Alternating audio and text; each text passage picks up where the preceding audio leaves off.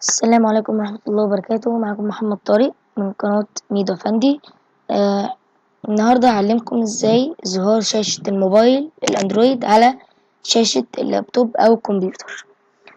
الاول هنحتاج برنامج يكون على الموبايل ويكون على الكمبيوتر. سايب لكم ده اللينك بتاعه، سايبه لكم في الوصف تحت. هعلمكم ازاي تنزلوه. هتروحوا هيجيلكم اللينك بالشكل ده، تفتحوه يجيلكوا بالشكل ده، هتدوس على داونلود من هنا، هيجيب لك الصفحة دي، هتدوس على كلمة داونلود من هنا لحظة واحدة اهو. هتدوس سيف فايل، بس انا مفيش داعي اللي انا نزلته لان انا نزلته مرة. بس كان ننزل تحت دلوقتي. المفروض يبقى متحمل على الموبايل. هتروح للبلاي ستور. انا هحط لكم برضو اللينك بتاع البرنامج تحت في الوصف. هتروح على البلاي ستور وتكتب ساين 4، هيجيلك البرنامج هتنزله. بعدين بعد ما كل حاجة تنزل هيظهر لك بالشكل ده كده. طبعا عادي تسطبه نيكست وبعدين في الاخر دوس فينيش.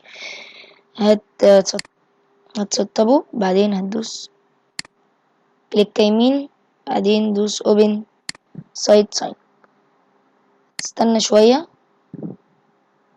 بعدين هتروح البرنامج من على الموبايل. هتلاقي على طول جايلك اسم الشاشة بتاعت اللابتوب او الكمبيوتر على الموبايل. هتدوس عليها، هيقولك connecting to desktop اهو. هو كده اتعمل كونكت معايا. هتدوس فون سكرين، هتلاقي فجأة شاشة الموبايل بتاعك قفلت. عادي جدا، مفيهاش خطورة ولا اي حاجة، بس هي لازم تفتحيها لان انا زي ما انتم شايفين لو فتحت من هنا من شاشة الموبايل اللابتوب هيقفل، بتاع هيقفل. لو قفلتها هيفتح. لحظة واحدة، بص هنا اهو فتح. البرنامج عادي بيفتح وسعته صغيرة جدا، وهو بس بيبقى تقيل شوية صغيرين، بس طبعا مع الألعاب وكده يعني بيبقى تقيل اهو. سهل جدا البرنامج، يعني مفيش أسهل منه بالنسبة لي الصراحة. السلام عليكم ورحمة الله وبركاته. كان معاكم محمد طارق من قناة ميدو فندي.